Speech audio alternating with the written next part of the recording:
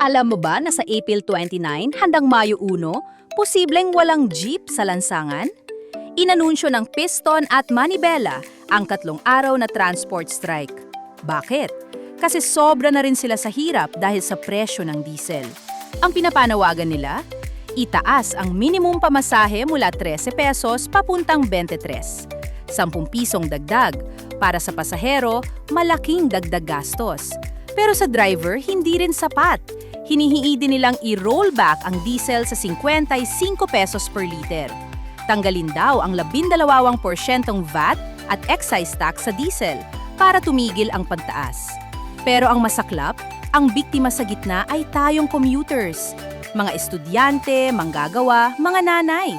Papaano sila uuwi sa Mayo 1? Ang gobyerno may service contracting program na. Bayad sa driver kada kilometro. Pero ayon sa Piston, kulang pa rin. Kaya hanggang Mayo 1, ipipilit nila ang tigil pasada. Ikaw, papayagan mo bang umabot sa 23 pesos ang pamasahe?